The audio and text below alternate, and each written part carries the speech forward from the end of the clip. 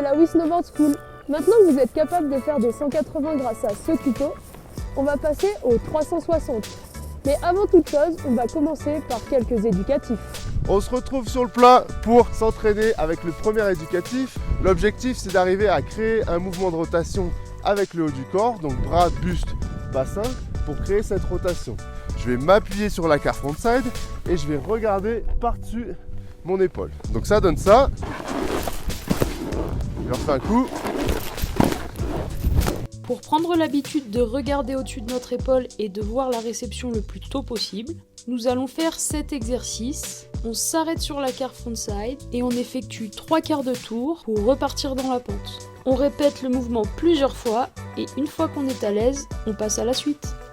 Sur une pente faible et sur une traversée frontside, nous allons faire un 360. La fin de notre rotation se fera glisser. On est en appui sur les pointes de pied. Je prépare mon haut du corps, je me fléchis et grâce à un mouvement de dissociation, je génère de la rotation lors de mon impulsion. Je regarde au-dessus de mon épaule pour voir la réception le plus tôt possible. J'atterris sur mes talons afin de finir mon 360 en glissant.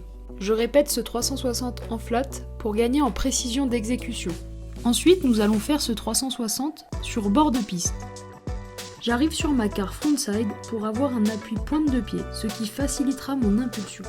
Je prépare mon haut du corps dans la transition. Je me fléchis légèrement et en haut du saut, je fais une impulsion. Au même moment, mon haut du corps fait un mouvement de rotation. Regarder au-dessus de mon épaule me permettra de voir où j'en suis en l'air afin de ramener mes jambes au bon moment pour replaquer parfaitement. Lors de la réception, je fléchis mes articulations cheville, genou, hanche afin d'absorber l'impact. Dans un snowpark sur les sauts, le plus dur est la transition avant de décoller. Nous devons faire un contre-virage pour se placer sur les pointes de pied lors du décollage.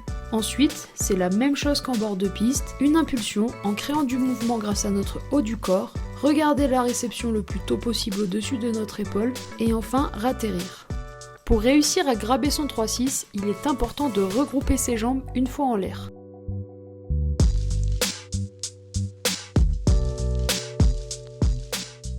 Le 3-6 back est un des 4 sens possibles. On a le frontside, le backside, le switch backside et le cab, qui est le switch en frontside. N'oubliez pas que le freestyle, c'est de la diversité dans vos tricks, donc soyez créatifs.